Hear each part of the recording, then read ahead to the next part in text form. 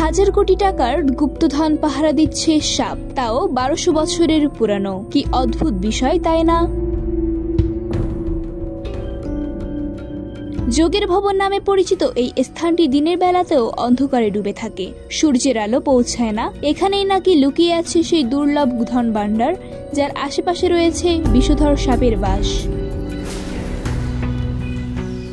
স্থানীয়রা বলেন, বহু মানুষ এখানে গুপ্তধনের খোঁজে এসেছেন, কিন্তু কেউ জীবিত ফিরে যাননি, কেউ গুরুতর অসুস্থ হয়েছেন, কেউ বা মানসিক ভারসাম্য হারিয়েছেন। এই জায়গাকে ঘিরে জড়িয়ে আছে বেহুলা লক্ষিন্দরের কাহিনীও।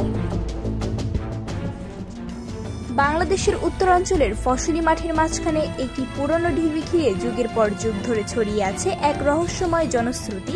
স্থানীয়দের বিশ্বাস, এই ঢিবির নিচে লুকিয়ে আছে 1200 বছরের পুরানো গুপ্তধন, যা দিয়ে পুরো বাংলাদেশের 2.5 দিনের খোরাক জোগানো সম্ভব। এই ধন ভাণ্ডারের পাহারাদার সাপ, আর এর অস্তিত্ব নিয়ে গল্প ছড়িয়েছে প্রজন্ম থেকে প্রজন্মে। এই স্থানটি পাইকার ইউনিয়নের কাহালু উপজেলার যোগের ভবন নামে পরিচিত। জনশ্রুতি বলে, কঞ্চকূপ নামে একটি কুয়ার ভিতরে বেহুলা তার মৃত স্বামী লক্ষিন্দরকে পুনর্জীবিত করেছিলেন।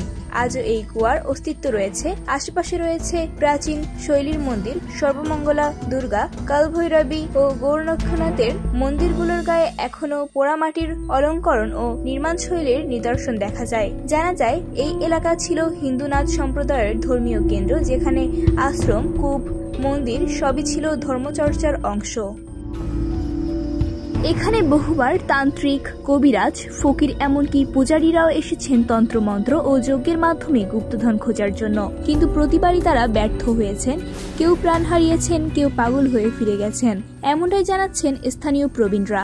তবে তাদের মতে, সাপদের বিরক্ত না করলে তারা কাউকে ক্ষতি করে না, বরং গ্রামের মানুষ আজও সাপদের দুধ কলা দিয়ে মানায় রাখেন। সবচেয়ে আশ্চর্যের বিষয় হলো 1884 খ্রিস্টাব্দে নির্মিত এই স্থানটি শুধু গল্প কাহিনীর কেন্দ্র নয়, এটি বাস্তব ইতিহাসের সাক্ষ্য বহন করে। একটা সময় স্থানটি ছিল আধ্যাত্মিক ও সাংস্কৃতিক কেন্দ্র, অথচ আজও তার নিচে লুকিয়ে রয়েছে এমন এক ধন যা ঘিরে রহস্যের শেষ নেই।